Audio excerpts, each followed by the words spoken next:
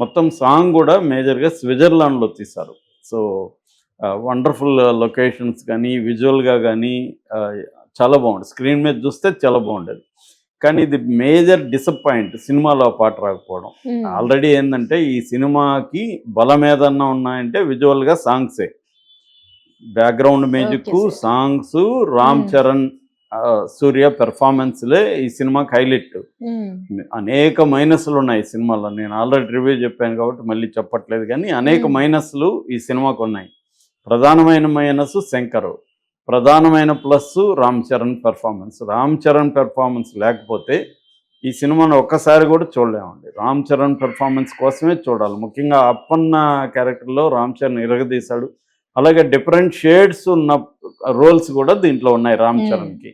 ఎందుకంటే ఒక ఆర్టిస్ట్కి డిఫరెంట్ రోల్స్, ఛాలెంజింగ్ రోల్స్ ఉండడం అనేది చాలాసార్లు లక్ అది, ఎందుకంటే ప్రతిసారి కుదరదు. సో అలాగా రామ్ చరణ్ దీంట్లో కుదిరింది. అప్పన్న క్యారెక్టరు కంప్లీట్ విలేజ్ బ్యాక్డ్రాప్లో చేయడం, దాని తర్వాత ఐపీఎస్ ఆఫీసర్గా ఒక కోపిస్ట్గా చేయడం, దాని తర్వాత మళ్ళీ ఐఏఎస్ ఆఫీసర్గా మారడం, మళ్ళీ సివిల్స్ రాసి ఐఏఎస్ అవ్వడం, కలెక్టర్ అవ్వడం, తర్వాత పొలిటీషియన్ క్యారెక్టరు, ఇలాగా అతను డిఫరెంట్ షేడ్స్లో చాలా బాగా చేశాడు. కాబట్టి అదే బలం. సాంగ్స్ ఏమో మనకు అన్నీ కూడా విజువల్గా బాగున్నాయి. ఓవరాల్గా కొంత దోపు పైన కొంత అసంతృప్తి ఉంది, కానీ ఓవరాల్గా జరగండి సెట్ సాంగ్ కానీ, మచ్చ మచ్చ సాంగ్ కానీ, దాని తర్వాత అరుగు మీద చాలా బాగుంది. అది మంచి కాకర్ల శ్యామ్ రాశారు దాన్ని. అరుగు మీద ఆ సాంగ్ చాలా బాగుంటుంది, అంటే ఫ్లాష్ బ్యాక్లో వచ్చే సాంగ్ అది. అలాగా ఈ హైరానా నానా హైరానా సాంగ్ కానీ పెట్టునుంటే బాగుండేది, కానీ పెట్టలేదు. దాంతో ఫ్యాన్స్ అంతా కూడా ఒక గోల చేస్తున్నారు. ఎందుకంటే దాంట్లో బెస్ట్ ఉండేదాన్ని నువ్వు తీసేస్తే ఎలాగని. దాంతో ఇప్పుడు మేకర్స్ ఒక స్టేట్మెంట్ ఇచ్చారు.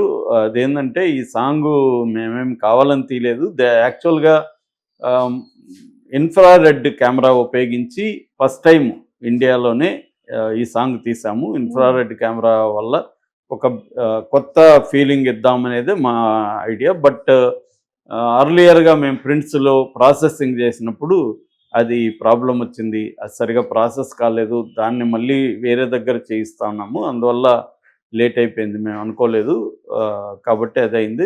మీరేమీ కంగారు పడకండి, మళ్ళీ మేము యాడ్ చేస్తాము. దీన్ని మేము 14th మీరు చూడొచ్చు, యాడ్ చేస్తాము అనేది చెప్పారు అన్నమాట. అయితే ఇక్కడ డౌట్ ఏమొస్తుంది చాలామందికి అండి, కావాలనే దీన్ని పక్కన పెట్టి మళ్ళీ దీన్ని యాడ్ చేస్తున్నట్టు, ఇంకా మళ్ళీ దీనికోసం వస్తారు కదా కొంతమంది అన్నట్టుగా వీళ్ళు కావాలనే విత్యాలు చేశారు. లేకపోతే ఇవాళ ఉన్న టెక్నాలజీకి వీళ్ళకున్న ఇంత బడ్జెట్లు 400 కోట్లు అంటున్నారు బడ్జెట్, అంత బడ్జెట్లు పెట్టి ప్రాసెసింగ్ ఇప్పటి వరకు చూసుకోకుండా ఉంటారా? ఎప్పుడో చూసుకొని ఉంటారు కదా. ఇది కావాలనే ప్లాన్డ్గా, కావాలని పెట్టకుండా ఆపి తర్వాత పెట్టి మళ్ళీ రిలీజ్ చేస్తే అదొక వెరైటీగా ఉంటుంది, జనం కూడా మళ్ళీ దానికి వస్తారు అని. ఇప్పుడు పుష్పాలో కూడా మనకి 20 నిమిషాలు మళ్ళీ యాడ్ చేసి రీలోడెడ్ అని మళ్ళీ రిలీజ్ చేస్తున్నారు. ఎందుకంటే ఎప్పుడైతే సినిమా కొంత డౌన్ అవుతుందో దాన్ని ఏదో ఒక రకంగా మళ్ళీ పుష్ చేయాలి. అది ఇప్పుడు ఎందుకంటే పుష్ప 1800 కోట్లు క్రాస్ అయినాక డౌన్ అయిపోయింది. డౌన్ అయిపోతే ఇప్పుడు వాళ్ళ టార్గెట్ 2000 కోట్ల దంగల్ సినిమాని క్రాస్ చేయాలి. క్రాస్ చేయాలంటే ఇప్పుడున్న ఈ ఫేస్లో క్రాస్ చేసే పరిస్థితి కనబడలే. అందుకని మళ్ళీ దాన్ని ఏదో ఒక రకంగా పైకి లేపాలి. అందుకని ఇప్పుడు రీలోడ్ అని మళ్ళీ 20 నిమిషాలు కలిపి కొత్తగా ఉందంట, బాగుందంట అని ఒక టాక్ క్రియేట్ చేసి మళ్ళీ జనాల్ని రప్పించాలి. అది వాళ్ళ ప్లాన్. అలాగా వీళ్ళు కూడా ఏమన్నా సాంగ్ని కావాలని పక్కన పెట్టి దాని తర్వాత ఇప్పుడు మళ్ళీ మేము ప్రాసెస్ చేసాము, ఇప్పుడు 14th నుంచి చూడండి అని మళ్ళీ పెట్టి దీన్ని చేస్తారా? ఎందుకంటే బాగా మిక్స్డ్ టాక్ వచ్చింది ఇప్పుడు సినిమాకి.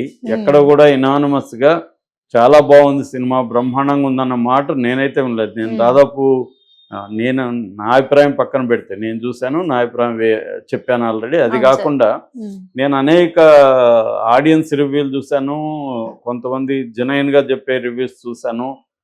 ఈవెన్ తమిళ వాళ్ళు, ఎందుకంటే శంకర్ కాబట్టి తమిళ లోన్ చేసుకున్నారు.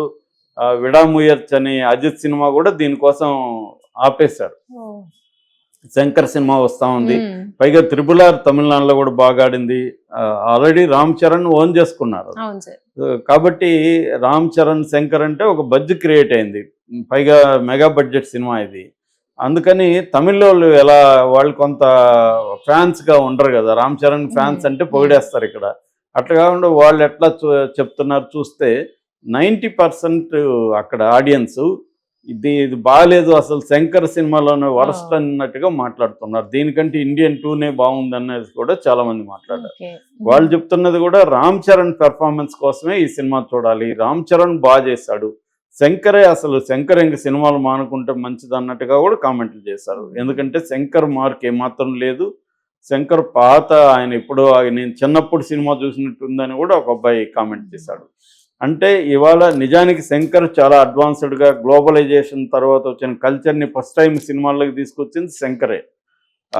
అంత టైం అహెడ్గా ఉండే శంకరు జీన్స్ కానీ అలాంటి సినిమాల్లో మనం చూస్తే టెక్నాలజీని కూడా ఎలా తీసుకొచ్చాడు, అప్పుడు క్లోనింగ్లో డబుల్ యాక్షన్ అంటే ఎలా ఉండదో మనకు చూపించాడు. అట్లాంటి శంకరు ఇవాళ ఎప్పుడో ఇంకా తనకంటే వెనక్కి వెళ్ళిపోయాడు.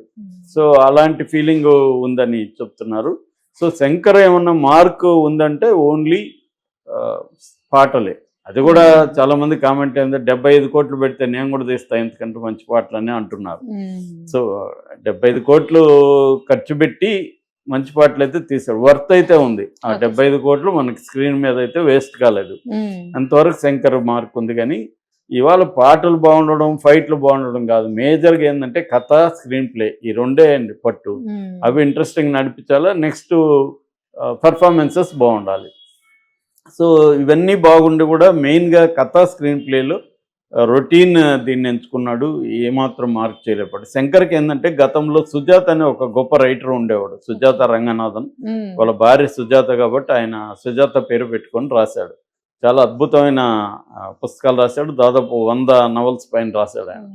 ఆయన శంకర్ సినిమాలన్నిటికీ రైటర్ అనమాట. మెండత్నం సినిమాలకు కూడా ఆయనే రైటర్. ఆయన ఉన్నంతకాలం స్క్రీన్ ప్లేలో బ్రహ్మాండంగా ఉండేది, ఎందుకంటే ఆయన గొప్ప రైటరు. స్క్రీన్ ప్లే ఎలుదూదు ఎప్పుడే అనే బుక్ కూడా రాశాడు ఆయన, స్క్రీన్ ప్లే రాయడం ఎలాగని. మెండత్నం సినిమాలకు కూడా ఆయన చనిపోయారు ఆ మధ్య. ఆయన చనిపోయిన తర్వాత శంకర్ కష్టాలు స్టార్ట్ అయినాయి. రోబోకి కూడా ఆయనే ఎందిరన్ అని పేరు, యంత్రుడు అని పేరు పెట్టింది కూడా ఆయనే అనమాట, సుజాత. ఎందుకంటే ఆయన తమిళ్లో సైన్స్ ఫిక్షన్ నవల్స్ చాలా రాశాడు. సో ఆయన పోయినాక శంకర్ కష్టాలు మొదలైనాయి స్క్రీన్ ప్లే వాటిల్లో. సో ఏదేమైనా ఈ పాటని కావాలని ఆపారన్న విమర్శలు అయితే వస్తున్నాయి.